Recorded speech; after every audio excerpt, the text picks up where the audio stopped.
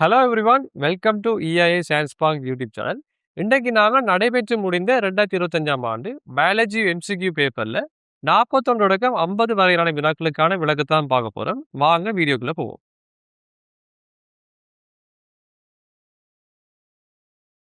41வது கேள்வி பார்ப்போம். எதைல் ஆல்கஹால் நொதித்தலின் போது பின்வருவனவற்றுள் எது அவை நடைபெறும் அல்லது நடைபெறுகின்றன கேட்கிறான். ஓகே, ஏ கூற்ற பார்க்கணும். கிளைகோபோப்பின் போது உருவாக்கப்பட்ட NADH பயன்படுத்தப்படுகின்றன்னு சொல்றான். ஓகே, எதைல் ஆல்கஹால் நொதித்தல்ல முதலாவது படி என்ன? கிளைகோபோப்பா இருக்கு. இப்போ ஒரு கிளத்தை எடுத்தீங்கன்னா அந்த கிளத்துல NAD+ அளவு மட்டுப்படுத்தப்பட்ட அளவுல இருக்கு. ஆகவே அது என்ன, ஒருக்கா பயன்படுத்தப்பட்டுச்சுன்னா திருப்பி மேர்ஸ் வச்சுக்குள்ளாகணும். ரைட். கிளைகோபோப்ல எங்களுக்கு 2 NAD+ 2 NADH மாறப்படுறதால இங்க என்ன NAD+ பயன்படுத்தப்படுது. அப்ப மீண்டும் இந்த NADH என்ன மாற்றப்படணும் என்றால் NAD+ மாற்றம் அடையணும். அப்ப அதுக்காக என்ன நடக்கும் என்றால் அசட்டைல்டிகேட் இந்த NADH பயன்படுத்தி எதைல் ஆல்கஹாலாக தாழ்த்தப்படுது. இதன் போது என்ன, NADH திருப்பி NAD+ஆவே மாற்றப்படுது. அப்ப ஆகவே கிளைகோபாப்பின் போது உருவாக்கப்பட்ட NADH பயன்படுத்தப்படுது. ஏ கூற்று சரியா இருக்கும். பி கூற்று பார்ப்போம். ஒரு குளுக்கோஸ் மூலக்கூறு ஒரு எதனால் மூலக்கூறாக மாற்றப்படுகிறது என்று சொல்றாங்க. எங்களுக்கு ஒரு குளுக்கோஸ் மூலக்கூறுல இருந்து கிளைகோபோப்பின் மூலம் 2 பைருவேட் மூலக்கூறு கிடைக்கும். இந்த 2 பைருவேட் மூலக்கூறுல இருந்தா எங்களுக்கு 2 எதனால் மூலக்கூறு பெறப்படும். சரிதானே? ஆனா இதுல என்ன சொல்றாங்க, ஒரு குளுக்கோஸ் மூலக்கூறுல இருந்து ஒரு எதனால் மூலக்கூறு கிடைக்கும் மாதிரி சொல்றாங்க. அது பிழையா இருக்கும். அடுத்தது சி கூற்ற பார்த்தோம். ஒரு குளுக்கோஸ் மூலக்கூறில் இருந்து 2 NADH மூலக்கூறுகள் தோற்றுவிக்கப்படுகிறது. இதே இது கிளைகோபாப்ல நடைபெற இதை சொல்றாங்க. என்ன, கிளைகோபாப்பின் போது உங்களுக்கு 2 NAD+ மூலக்கூறு 2 NADH ஆக மாற்றப்படும். அப்ப சி கூற்று சரியா இருக்கும். டியை பார்ப்போம். பைருவேட்டானது அசட்டால்டிகைடாக மாற்றம் அடையும். பைருவேட் அசட்டைடா மாற்றப்படும் இந்த செயல்முறையில. எப்படி, ஒரு CO2 மூலக்கூறை விடுவித்து அசட்டைடிகேட்டா மாறும்.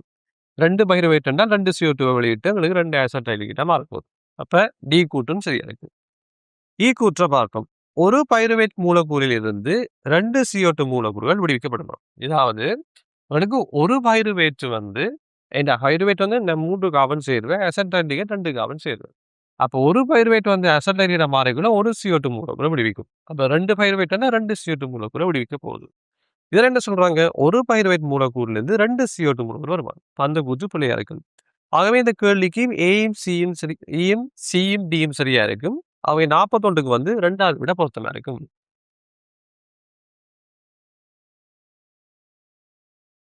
42வது கேள்வியை பார்ப்போம். புரோட்டிஸ்டாக்களின் சில இயல்புகளும் அவ்வியல்புகளை கொண்டுள்ள அங்கிகளும் கீழே தரப்பட்டுள்ளன. ரைட். உங்களுக்கு இந்த கேள்வியில குறிப்பிட்ட இயல்பு தந்திருக்காங்க. அந்த இயல்புகளுக்கு பொருத்தமான அங்கிகளுக்குரிய சேர்மானத்தை இதில் கண்டுபிடிக்க சொல்லியிருக்காங்க. ரைட். ஏ என்ன, சருமம் காணப்படும். உங்களுக்கு சருமம் காணப்படுற புரோட்டிஸ்டாக்கள் எதுன்னு பார்த்தீங்கன்னா ஒன்று யூக்ளினா, அடுத்தது கரமேசியல். அடுத்தது என்ன, சுருங்கத்தக்க பொன்வெட்டுடன் காணப்படும். இது எதுல காணப்படும் என்றால் யூக்ளினாலையும் காணப்படும், பரமேசியத்திலையும் காணப்படும், அமீபாலையும் காணப்படும். அடுத்தது ஒளித்தற்போசனைக்குரிய போசனையா. இது யூக்ளினா காட்டும். ஏன், அதோட கலப்பு போசனைக்குரியது. அப்ப அதால ஒளித்தோப்பு செயலுமா இருக்கு. அப்ப இதுக்கு யூக்ளினா வரும், உள்வா வரும், ஜெலிடியம் வரும், சாகசம் வரும், டயட்டங்கள் அதுகள் வரும். அடுத்தது சவுக்கு மூளை மூலம் இடம்பெயர்றது. சவுக்கு மூளை மூலம் இடம்பெயர்றதுல பாத்தீங்கன்னா உங்களுக்கு யூக்ளினா மட்டுமே. சரியா? இப்ப நாங்க இதன் அடிப்படையில பார்த்தோம் என்றால் உங்களுக்கு ஏ சருமம் காணப்படும் பார்த்தீங்கன்னா ஏக்கு என்னென்ன சேர்மானம் இதுக்கு பொருத்தமா இருக்கும் என்றால் யூக்ளினால இருக்குது. அப்ப பி வரும். அதுக்கப்புறம் அமிவால இல்ல, பரமேசத்துல இருக்குது. அப்ப ஆர் இதுக்கு வரும். அடுத்தது சுருங்கத்தக்க பொன்வெட்டிடம் எது எதுல இருக்குது, யூக்ளினால இருக்குது. அப்ப பி வரும். அமிபால இருக்குது. அப்ப கியூ வரும். பரமேசத்துல இருக்குது. அப்ப ஆர் வரும். அடுத்தது சி ஒளி தற்போசனைக்குரியது. இதுல என்ன, யூக்ளினா வரும். ஆகவே பி வரும். உங்களுக்கு அமீபாவும் பரமேசை வராது, ஜெலிடியம் வரும். ஆகவே எஸ் வரும். அடுத்து டி எடுத்தோம்னா சவுக்கு மூளை காணப்படுறது தந்த இதுக்குள்ள யூக்ளினால மட்டும்தான் இருக்கு. சரியா?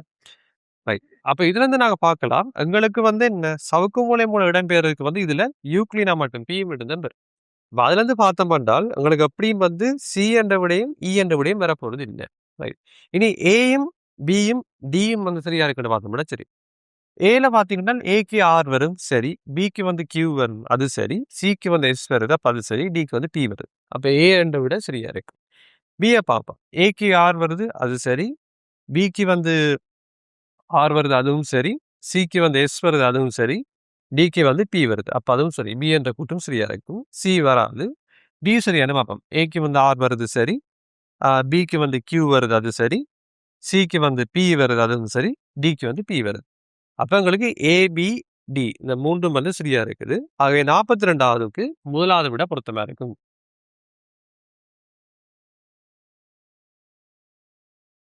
43வது கேள்வியை பார்ப்போம். பின்வருவனவற்றுள் எவை அயன்மருந்த சேர்க்கைக்காக இசைவாக்கங்கள் ஆகும்னு கேட்கிறார். இப்ப பெரும்பாலான ஆன்தோபைட்டா பார்த்தீங்கன்னா, அதாவது பூக்குந்தாவரத்த பார்த்தீங்கன்னா, அவங்க வந்து என்ன தன்மார்ந்த சேர்க்கையை விட அயன்மார்ந்த சேர்க்கைக்காக தான் கூட இசைவாக்கம் அடைஞ்சிருப்பாங்க. இப்ப அதுக்கான இசைவாக்கங்கள் என்னென்னு சொல்ல அதில கேட்டிருக்காங்க. ரைட். இதுல பார்ப்போம். எங்களுக்கு அங்க சிலபஸ்ல வந்து 3 வகையான இசைவாக்கங்கள பத்தி சொல்லியிருக்காங்க. அதுல எது எதுன்னா, ஒன்று தன்மிலட்டு தன்மை, அடுத்தது ஏகலிங்க தத்துவம், அடுத்தது சமனில்லா தன்மை, தன்ப உண்மை. சரியா? சமனில்லா தன்ம உண்மை என்னன்னு பார்த்தீங்கன்னா, இப்ப நாங்க ஒரு தாவரத்தின பூவ எடுத்தோம் என்றால், இப்ப நான் இங்க எடுத்த உதாரணத்துக்கு எடுத்த பூவுல வந்து சூலகம் இருக்கு, மாரந்தமணி இருக்கிற மாரி கருதுறேன். அதாவது 2 இனப்பெருக்க கட்டமைப்பும் ஒரு பூவுல இருக்கிற மாரி ஒரு பூவ நான் உதாரணத்துக்கு எடுக்கிறேன். இப்ப இதுல பார்த்தீங்கன்னா, இது வந்து சூழ்வித்திலை என்றால், இதுல குறி இருக்கும், இது தம்பம், இது சூலகமா இருக்கும். இதுல பார்த்தீங்கன்னா, மாரந்தமணி தான் இருக்கும், அது கேசரத்துக்குள்ள இருக்கும். இது வந்து மாரந்த இலையா காணப்பட போகுது. சரியா? இப்ப சமனில்லா தம்ப உண்மை என்றால் என்னென்றால், இந்த மகரந்த மணியும் வந்து அதே மாரி குறியும் வெவ்வேறு மட்டத்துல காணப்பட போகுது. இப்ப இதால என்ன நடக்கும்னு பார்த்தீங்கன்னா, இந்த மகரந்தமணி இந்த பூவுண்ட மகரந்தமணி, அதே பூவுண்ட குறிய வந்து விழுறதுக்கான சாத்தியம் வந்து சிறியன குறைவா இருக்கும். இதால என்ன? தன்மார்ந்த சேர்க்கை நடைபெறுவது அரிதா இருக்கும். இப்படி. அதாவது குறியும், மகரந்தமணியும் வெவ்வேறு மட்டத்துல இருந்துச்சுன்னா, அப்ப இது ஒரு இசைவாக்கமா நாங்க கருதுறோம். இதத்தான் நாங்க சொல்லுவோம். ஆ சமனில்லா தன்ப உண்மைன்னு சொல்லுவோம். சரி. அடுத்த இசைவாக்கம் என்று பார்த்தோம்னா, தன்மலட்டு தன்மைன்னு சொல்லுவோம். இப்ப இந்த குறியும், மருதமணியும் வந்து ஒரே மட்டத்துல இருந்து, சம்டைம் இந்த மருதமணி வந்து குறியில விழுந்து முளைச்சாலும், முளைச்சு அப்படியே கம்பத்துக்கூடாக போய் சூழ்வித்து அடைந்தாலும், எங்களுக்கு வந்து கரைக்கட்டல் நடைபெறாது. அப்ப இந்த மாரி சந்தர்ப்பத்த சொல்லுவோம். இந்த பூ வந்து தன்மலட்டு தன்மை கொண்டதுன்னு சொல்லுவோம். சரிதானே? இதுவும் என்னத்துக்கு? தன்மலட்டு சேர்க்கை நடைபெறாம இருக்கிறதுக்கான ஒரு இசைவாக்கமா இருக்கும். அடுத்தது பார்த்தோம்னா, ஏகலிங்க தத்துவம். இப்ப இந்த பூல வந்து 2 இனப்பெருக்க கட்டமைப்பும் இருக்குது. ஆணுக்குரியதும் இருக்குது, பெண்ணுக்குரியதும் இருக்குது. ஏகலிங்க தத்துவம் என்றால், ஒரு பூல ஒரு இனப்பெருக்க கட்டமைப்பு மட்டும் தான் இருக்கு. அதாவது ஆண் பூ வேறையா இருக்கும், பெண் பூ வேறையா இருக்கும். அப்ப இதுவும் என்ன? தன்மார்ந்த சேர்க்கை நடைபெறுவதை தடுக்கிற மாரி தான் இருக்கு. ரைட். அப்ப ஆகவே இந்த 43ல பார்த்தீங்கன்னா, அவங்களுக்கு வந்து ஏ தன்மரடு சரியா இருக்கும், பி வந்து சமநிலை தன்மம் ஒண்ணு சரியா இருக்கும், டி வந்து ஏகலிங்க தத்துவம். அப்ப 43க்கு ஏபிடி வந்து சரியா இருக்கும். எனவே 43ஆம் கேள்விக்கு வந்து முதலாவது விட பொருத்தமா இருக்கும்.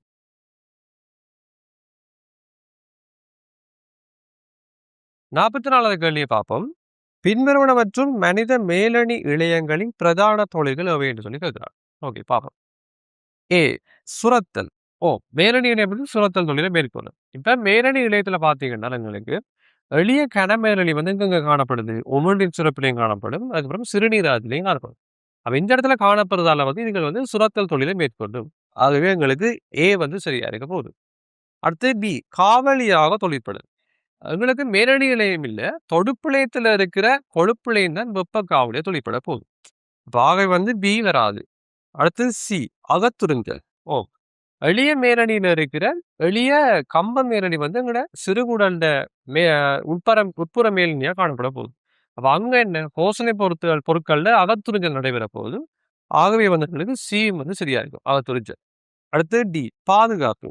ஓ மேலணியில பார்த்தீங்கன்னா, எங்கட தோல் வந்து என்னத்தால் ஆக்கப்பட்டிருக்கும்னு பார்த்தீங்கன்னா, படை கொண்ட செதில் மின்னல் ஆக்கப்பட்டிருக்கும். இது என்ன பொறிமுறை சேதங்கள், காயங்கள் என்பவற்றில இருந்து எங்கட உடலை பாதுகாக்குது. ஆகவே டி வந்து சரியா இருக்கும். அடுத்து இ ஆதாரம். ஆதாரம் எது வழங்குறோம்னால், தொடுப்பிழையத்தில் இருக்கிற எண்பிழையமும் கசியிலையும் தான் எங்களுக்கு வந்து என்ன ஆதாரத்தை வழங்குறது. ஆகவே இ வந்து வராம இருக்கு. விடையா வராது. அப்ப ஆகவே இந்த கேள்விக்கு வந்து ஏயும், சியும், டியும் சரியா இருக்கும். எனவே 44வதுக்கு வந்து 2வது விட பொருத்தமா இருக்கு.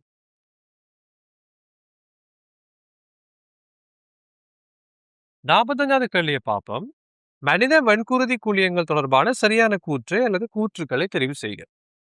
ஏ கூற்று பார்த்தோம். ஒற்றை குழியங்கள் பல சோனைகள் உள்ள கருக்களை கொண்டவை. ரைட். இப்ப நிணநீர் குழியங்களை பார்த்தீங்கன்னா, உங்களுக்கு 5 வகையான கலங்கள் இருக்குது. ஒன்று நிணநீர் குழியம், ஒற்றை குழியம், மூல நாடி, நடுநிலை நாடி, யோசி நாடி. சரியா?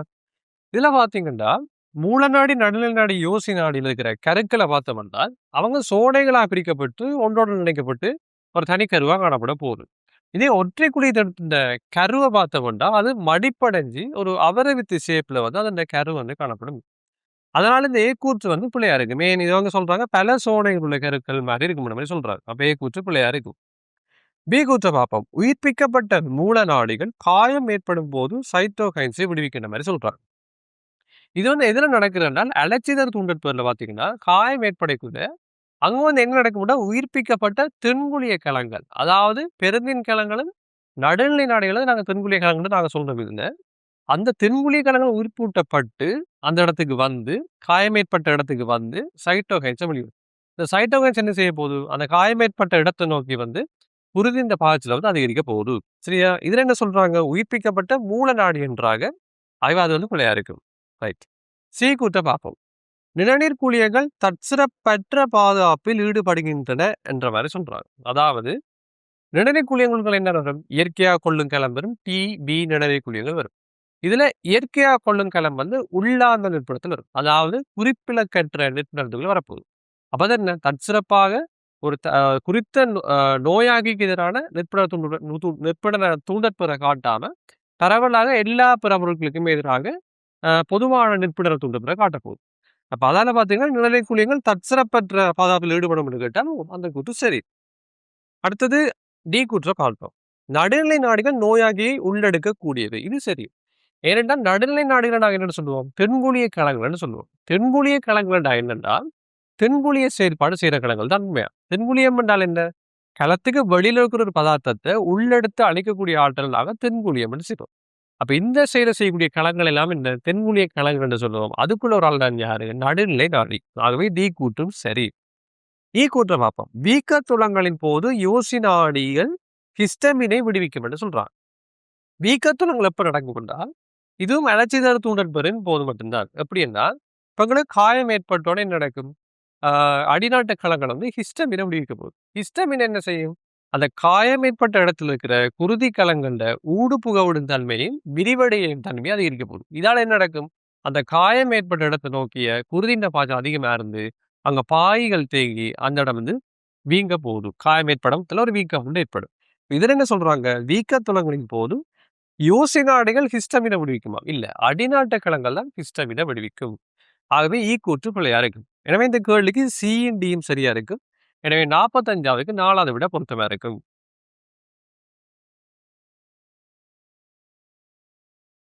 46வது கேள்வியை பார்ப்போம்.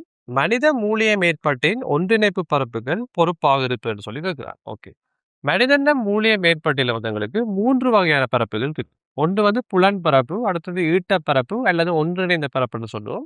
அடுத்தது வந்து இயக்க பரப்பு. இப்ப புலன் பரப்பு எடுத்தீங்க அது எதுக்கு பொறுப்பு என்றால் அங்கட உடல்ல இருக்கிற வெவ்வேறு புலனங்கங்கள்ல இருந்து புலன் தவணை பெற்று அதை ப்ரொசஸ் பண்ணி உணரச் செய்யும். இப்ப இது எங்க நடக்குதுன்றாலும் வந்து புலன் பரப்புல நடக்குது.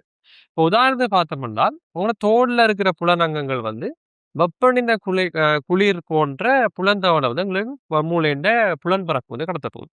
இப்ப நாக்கு எடுத்தீங்கன்னால் சுவை என்ற புலந்தவல் இருக்கும். கண் எடுத்தீங்கன்னால் பார்வை என்ற ஒரு புலந்தவல் இருக்கும். காது எடுத்தீங்கன்னா கேட்டல் என்ற புலந்தவல் இருக்கு. அப்ப இந்த புலந்தவலை பெற்று அதை ப்ரொசஸ் பண்ணி அதை உணரச் செய்யுது. அதாவது காண்டலடைய செய்யறது வந்து புலன்பரப்பு வெற்றி. அடுத்தது பார்த்தோம்னா ஈட்டப்பரப்பு இருக்கும். ஈட்டப்பரப்பு என்றால் பெறப்பட்ட புலந்தகவலை ஒன்றிணைச்சு அதை ப்ரொசஸ் பண்ணி அதை பயன்படுத்தி விவேகமா சிந்திக்கிறது, புத்தி கூர்மையா யோசிக்கிறது, பிறகு மனவளர்ச்சிகளை வெளிப்படுத்துறது, பிறகு ஞாபகத்தில் எழுத்துறது போன்ற கொஞ்சம் சிக்கலான உளத்தொழிற்பாடுகளை மேற்கொள்றது வந்து இந்த ஈட்டற்பரப்பு செய்யும். அடுத்து இயக்கப்பரப்பு. இயக்கப்பரப்பு எதுக்கு பொறுப்பு என்றால் எங்களோட உடல்ல வன்பூட்டு தசை கண்ட சுருக்கத்துக்கு நரம்பு கடத்தாகத்தை வழங்கி அதை வழி நடத்துறது வந்து இந்த இயக்கப்பரப்பு செய்யும். எங்களுக்கு கேள்வியில கேட்டது வந்து ஒன்றிணைப்பு பரப்புகளை பத்தி கேட்டிருக்காங்க. ரைட், பாப்போம். கூற்று நோவு வெப்பநிலை ஆகிய புலந்தகவல்களை பெறுவதற்கும் செயற்படுத்துவதற்கும். ரைட், இது வந்து புலன்பரப்பு மேற்கொள்ற வேலை. ஆகவே ஏ வராது. பி வன்கூட்டு தசை இயக்கலை வழிப்படுத்துவதற்கு இது இயக்கப்பரப்பு செய்யும். ஆகவே பி வராது. சி புலன் தகவல்களை அடையாளம் காண்பதற்கும் பொருள் கோடலிற்கும் உதவும். அதான் இது வந்து எங்க ஈட்டல் பரப்பு செய்ய போகுது. ஆகவே சி வரும். டி சிக்கலான உடல் தொழிற்பாடுகளை ஒருங்கிணைப்பதற்கும் செயற்படுத்துவதற்கும்.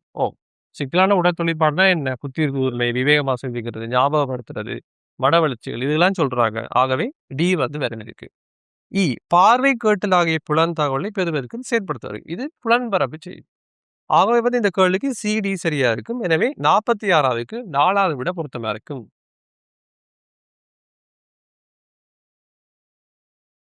47வது கேள்வியை பார்ப்போம்.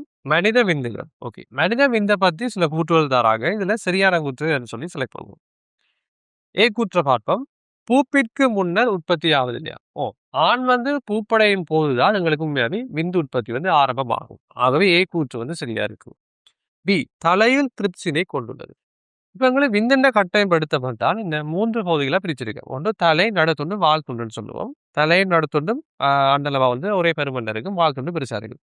இதுல விந்தண்ட படங்குறைக்குள்ள நாங்க அவதானமா இருக்கோம். ரைட். தலைப்பகுதியில பார்த்தீங்கன்னா கரு இருக்கும். அதுக்கப்புறம் உச்சி மூர்த்தம் காணப்படும். உச்சி மூர்த்தம் என்ன? ஒரு நீர்ப்போப்பு நொதியங்களை கொண்ட ஒரு புடகம் என்று சொல்லலாம். இதுக்குள்ள என்னென்ன நீர்ப்போப்பு நொதியம் இருக்கும் என்றால் திரிப்சினும் இருக்கும், ஹைலூரோனிடேஸும் இருக்கு. சரியா? இப்ப இதுகள் எதுக்கு வச்சிருக்குது என்றால் இந்த விந்து வந்து முட்டையை ஊடுருவும் போது முட்டையின் வெளிப்புற படை வந்து ஊடுருவோம். அப்ப அதுக்கு பயன்படுத்துகிற நீர்ப்பாப்பு நொதியங்கள் தான் இந்த உச்சி மூர்த்தம் வச்சிருக்கு. அப்ப உச்சி மூர்த்தத்தில் இருக்கிற ஒரு நொதியம் தானே என்ன? திரிப்சி. ஆகவே 2வது கூற்று வந்து சரியா இருக்கும். சியபாம் வீசலின் பின்னர் பெண் இனப்பெருக்க சுவட்டில் ஏறத்தாழ 48 தொடக்கம் 72 மணித்தியாலங்கள் உயிர்மாகும். விந்து வந்து வெளி வீசலின் பின்னர் வந்து எங்களுக்கு 48 மணித்தியாலத்துல இருந்து 72 மணித்தியாலம் வரை வந்து இந்த உயிரோட இருக்கு. இப்ப இதுல பெண் இனப்பெருக்க சுவட்டுன்னு சொல்லியிருக்காங்க. இருந்தாலும் அந்த கூற்று வந்து சரி. சிற்றடை வழி களங்களில் இருந்து போசனையை பெறுகின்றதா? இப்ப விந்து உற்பத்தி நடக்கைக்குள்ள எங்களுக்கு தெரியும் விந்து உற்பத்தி நடக்கைக்குள்ள இந்த வெவ்வேறு நிலையில வந்து விந்து கலங்கள் காணப்பட போகுது. என்ன இப்போ உதாரணத்துக்கு எடுத்தீங்கன்னா விந்து பிறப்பு தாய்க்கலப்பு இருக்கும். அப்புறம் அதுல இருந்து விந்து பிறப்பு கலங்கள் இருக்கும். அது பிறகு முதல் விந்து குழியம், துணை விந்து குழியம் என்று சொல்லி விந்து ஒவ்வொரு கலங்கள படிநிலைகளுக்கு கூட வந்து பிரிவடைந்து விந்து கலங்கள் வந்து உருவாக போகுது. அப்ப இந்த வெவ்வேறு நிலையில இருக்கிற கலங்களுக்கு வந்து எங்களுக்கு போசனையும் அதுக்குரிய இணைப்பையும் வழங்குறது என்று பார்த்தீங்கன்னா சர்டோலின் கலங்கள் வரும். சிற்றடை வழி கலங்கள் இல்லை. ஆகவே வந்து டி கூற்று வந்து பிழையா இருக்கும். பாகம் சுக்கில சிறுகுழாயினுள் அசையும் தன்மையை கொண்டனவாக மாறுகின்றன. இப்ப விதையில இருக்கிற சுக்கில சிறுகுழாய்களுக்குள்ளதான் விந்து உற்பத்தி உண்மையா நடைபெறும். விந்து உற்பத்தியான பிறகு அது அப்படி படிப்படி அசைஞ்சி விதை மேற்றிவன் செய்யும். இந்த விதை மேற்றிவின் கூட அசைக்குள்ளால் விந்து வந்து முதிர்ச்சி அடைவதோட அசையக்கூடிய மாதிரி மாறுது. இதுல என்ன சொல்றாங்கன்னா விதையில இருக்கிற சுக்கில சிறுகுழாயினுள் சுக்கில சிறுகுழாயிலும் அசையும் தன்மை கொண்ட மாறுற மாதிரி சொல்றாங்க. ஆகவே கூற்று வந்து புள்ளியா இருக்கு. எனவே இந்த 47களுக்கு ABC சரியா இருக்கும். எனவே 47க்கு 5வதோட பொருத்தமா இருக்கும்.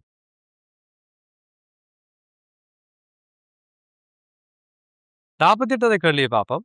இலங்கையில் வீட்டு தேவையின் பொருட்டான உணவு பதனிடல் செயற்பாட்டின் போது பின்வரும் எம்முறை அல்லது முறைகள் பயன்படுத்தப்படுகின்றது அல்லது பயன்படுத்தப்படுகின்றன. ஓகே. இது என்ன கேட்கிறாங்கன்னா இலங்கையில ஒரு சாதாரண ஒரு வீட்டை வந்து நாங்க ஒரு உணவு நட்காப்பு செய்யறதுக்கு என்னென்ன மெத்தட்டை யூஸ் பண்ணலாம் மாதிரி கேட்கிறான். சரியானி? ஓகே. பாப்பம் வெள்ளத்தை சேர்த்தல்.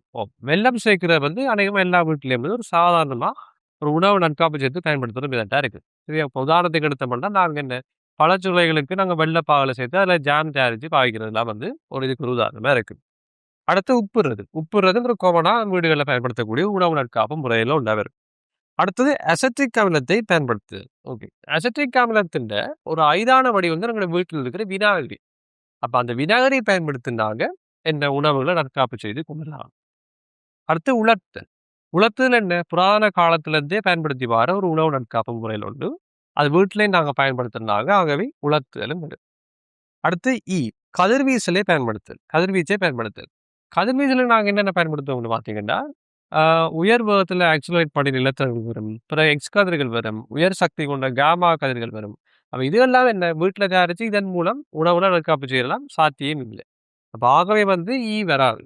அப்ப இந்த 48வது கேள்விக்கு ABCD ஆகிய விடையில் தான் பொருத்தமா இருக்கும். எனவே 48க்கு 5வது விட பொருத்தமா இருக்கும்.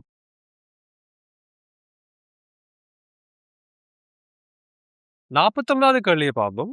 பாக்டீரியா தொடர்பான பின்வரும் எக்கூற்று அல்லது கூற்றுகள் சரியானது அல்லது சரியானவை சொல்லி கேட்கிறாங்க. கூற்றை பார்ப்போம். எஸ்டரிச்சியா கொலியானது அமைத்திற்கேற்ற காற்றின்றி வாலியாகும். இந்த கூற்று சரி. அமைத்திற்கேற்ற காற்றின்றி வாலி என்றால் இப்ப ஆக்சிஜன் இருக்கிற டைம் வந்து இந்த ஆக்சிஜேட்டர் பாஸ்பரேட்டர் மூலம் அது சக்தியை பிரமிச்சு கொள்ளும். ஆக்சிஜன் இல்லாத சந்தர்ப்பத்துல வந்து நொதித்தல் மூலம் வந்து சக்தியை உற்பத்தி செய்து கொள்ளும். அது வந்து எஸ்டரிச்சியா கோழி வந்து அமைத்துக்கேற்ற காற்றின்றி வாழை என்றான வந்து ஏ கூற்று வந்து சரியா இருக்கும். பிஏ பார்ப்போம். லக்டோபசிலஸ் ஸ்பீசிஸ் ஆனது நுண்காற்று நாடியாகும். இதுவும் சரி. லக்டோபசிலஸ் ஸ்பீசிஸ் வந்து எப்படி என்றால் வளிமண்டலத்தில் இருக்கிற ஆக்சிஜன் அளவை விட ஒரு குறிப்பிட்ட அளவு ஆக்சிஜன் இருந்தால் மட்டும்தான் அதோட வளர்ச்சி அடைய கூடிய மாதிரி இருக்கு. ஆகவே அதுகளை நாங்கள் சொல்லுவோம் நுண்காற்று நாடிகள் என்று சொல்லுவோம். எனவே பி கூற்று வந்து சரியா இருக்கும். சி கூற்று பார்ப்போம். கிளாஸ்ட்ரிடியன் ஸ்பீசிஸ் ஆனது கட்டுப்பற்ற காற்று வாளியாகும் மாதிரி சொல்றாங்க. கிளாஸ்ட்ரிடியன் ஸ்பீசிஸ் வந்து கட்டுப்பற்ற காற்றின்றி வாளிகள். அது எப்படி என்றால் கட்டாயம் ஆக்சிஜன் இல்லாத நிலைமையில மட்டும்தான் அதுகளால வந்து வளர்ச்சி அடையக்கூடிய மாதிரி இருக்கு. ஆகவே சி கூற்று வந்து பிழையா இருக்கும். அடுத்தது நைட்ரோபாக்டர் ஸ்பீசிஸ் ஆனது ரசாயன தட்போசனி ஆகும். நைட்ரோபாக்டர் ஸ்பீசிஸ் பார்த்தீங்கன்னா அது வந்து அதோட சக்தி தேவையை வந்து அசேதன ரசாயன பொருட்கள்ல இருந்து கார்பன் தேவையை வந்து CO2ல இருந்து பெற்றுக்கொள்ளும். ஸோ இந்த மாதிரி போசனையை வச்சிருக்கிறாங்களா நாங்கள் சொல்லுவோம் ரசாயன தட்போசனைன்னு சொல்லி. ஆகவே நைட்ரோபாக்டர் வந்து ரசாயன தட்போசனையா இருக்கு. டி கூற்றும் சரியா இருக்கும். ஈ கூற்ற பாபம் ஊதா கந்தக பாக்டீரியாக்கள் ஒளி பிரப்போசனி ஆகும். ஒளி பிரப்போசனி என்றால் சக்தி தேவையை வந்து ஒளியிலிருந்து பெற்றுக்கொள்ளும். அதே மாதிரி கார்பன் தேவையை வந்து சேதன காவலிருந்து பெற்றுக்கொள்ளும். இதுகளை நாம சொல்லும் ஒளி பிரபோசனின்னு சொல்லும். எங்களுக்கு ஒளி பிரபோசனியா இருக்கிறது வந்து ஊதா கந்தக மெச்ச பாக்டீரியாக்கள். இதுல வந்து ஊதா கந்தக பாக்டீரியாக்கள் சொல்றாங்க. ஆகவே ஈ கூற்று பிழையா இருக்கும். எனவே இந்த கேள்விக்கு ABD சரியா இருக்கும். எனவே 49க்கு முதலாவது விட பொருத்தமா இருக்கும்.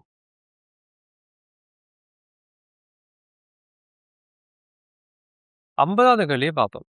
DNA ஆய்கள். ஓகே, DNA ஆய்களை பத்தி கேட்டிருக்காங்க. ஏ கூற்ற பார்ப்போம். தனித்த பட்டியை கொண்ட சுட்டிரப்பட்ட DNA துண்டங்களாகும். இது சரி. இப்ப என்னென்றால் இப்ப DNA ஆய் நாங்க எதுக்கு பயன்படுத்துவோம் என்றால் நாங்க இப்போ ஒரு டிஎன்ஏல இருந்து ஒரு ஸ்பெசிபிக்கான DNA தொடரை வந்து எங்களுக்கு தேவை வைப்போம். சரியா? இப்ப நாங்க முதல்ல இந்த DNA வந்து ரெஸ்ட்ரிக்ஷன் எண்டோ நியூக்ளியஸை பயன்படுத்தி என்ன சிறிய சிறிய துண்டுகளாக வெட்டி எடுப்போம். திருப்பி அதை நாங்க என்ன அகரோஸ் ஜெல் மின்னணையத்துல போட்டு ஒவ்வொரு பெர்மனுக்கு ஏற்ற மாதிரி அதுகளை வந்து ஆர்டர் பண்ணி எடுப்போம். சரியானே? இப்ப இதுல இருந்தவங்களுக்கு ஒரு ஸ்பெசிபிக்கான DNA தொடரி தான் தேவை. இப்ப அந்த DNA தொடரியில நைட்ரசன் மூலங்களோட ஆர்டர் வந்து எங்களுக்கு கட்டாயம் தெரிஞ்சிருக்கும். சரியா?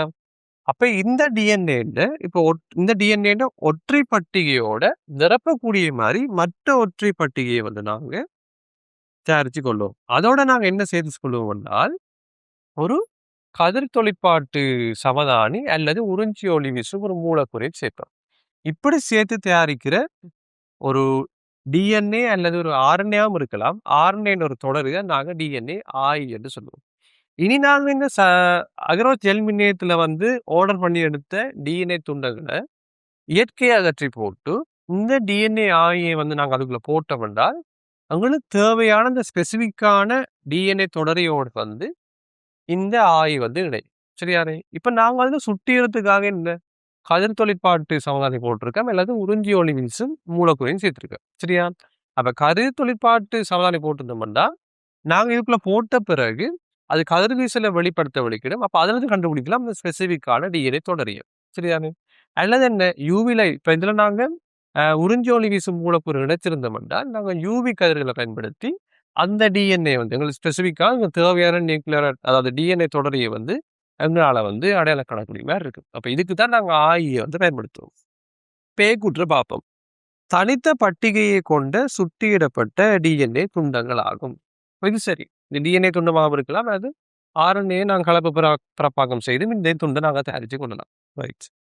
அடுத்தது டிஎன்ஏ விரலடையாள முறையில் பயன்படுத்தப்படுத்துவோம். இது டிஎன்ஏ விரலடையாள முறையில பயன்படுத்துறதோட டிஎன்ஏ தொடரைப்படுத்துறதுக்கு ஹெல்ப்ஃபுல்லா இருக்கு. ரைட். சி டிஎன்ஏ தொடரைப்படுத்தலில் பயன்படுத்தப்படுகிறது. அது சரி. டி நிரப்புகின்ற ஆர்என்ஏவுடன் கலப்பு பிறப்பாக்கம் செய்யலாம். நாங்கள் இந்த ஆயா பயன்படுத்துற அந்த ஒற்றை பட்டிகை வந்து ஆர்என்ஏயால் ஆக்கப்பட்டா இருந்தாலும் சரி. அப்ப டி வந்து சரியா இருக்கும். குறிப்பிட்ட டிஎன்ஏ தொடரைகளை வெட்ட பயன்படுத்தப்படுதா? இல்லை. குறிப்பிட்ட டிஎன்ஏ தொடரையே அடையாளம் காண பயன்படுத்தப்படுது. சரியா? அப்ப இ கூற்று வந்து பிள்ளையா இருக்கும். இந்த கேள்விக்கு ABCD ஆகிய கூற்று சரியா இருக்கும். எனவே 50க்கு 5வது விட பொருத்தமா இருக்கும். இதுவரைக்கும் நாங்க 41 தொடக்கம் 50 வரையான வினாக்களுக்கான விளக்கத்தான் பார்த்திருக்கோம். இனி தொடர்ந்து வர வீடியோக்களை பார்க்கறதுக்காக EIA சயின்ஸ் பார்க் யூடியூப் சேனலை சப்ஸ்கிரைப் பண்ணுங்க, லைக் பண்ணுங்க, உங்களோட ஃப்ரெண்ட்ஸுக்கும் ஷேர் பண்ணுங்க.